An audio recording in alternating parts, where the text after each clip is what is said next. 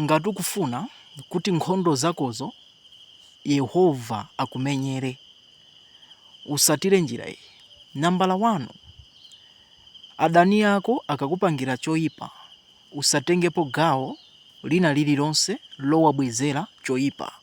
Ukatero ndekuti stage nambala 1 wayambako. Stage nambala 2, anthu akakupangira zoyipa, tangopita ukagwade pansi ukamuuze Mulungu. Tikalowa mawu ku Exodus chapter 14 from verse 13 to 14 akunena kuti Aigupto amene ukuwaonawo suzaonanso, chifukwa ineyo ndizakumenyera nkhondo iwe uli chete.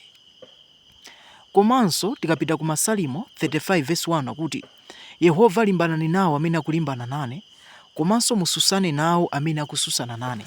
So ngati ukufuna kuti Yehova alowererepo pa nkhondo zako zonse, akumenyere, ngati ufuna uone chipambano pa nkhondo zako, amene amakufunira zoyipacha akamakupanga zoyipa, kana kukhomerera, kana kupondereza, kana kuyankhula chipongwe, kana tani, iweyo usataye nthawi yowabwezera.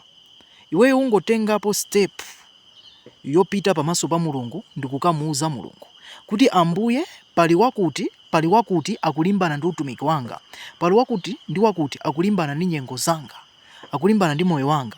Ukatero nkhondo ija umakhanga toyipanga handover m'manja mwa Mulungu, ndipo Mulungu ndi amene amayimirira pa moyo wako nayamba kukutetezera.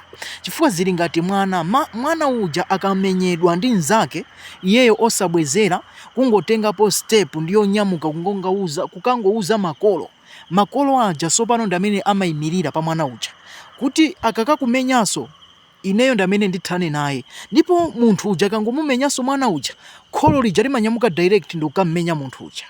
So chimozimozi ukamusiyira Mulungu nkhondo zako, wina aliyense amene amamba kulimbana nawe amakhala kuti sakulimbanaso ndiwe, koma amakhala kulimbana ndi Mulungu, chifukwa nkhondo zako zija umakhala kuti wamusiyira Mulungu. Ngati mufuna kuti Mulungu akumenyereni nkhondo zanuzo ndipo muone chipambano, satani step imene ndakuphunzitsani video imeneyi, you see chipambano. Mulungu akudalitsa, akudalitseni. Amen.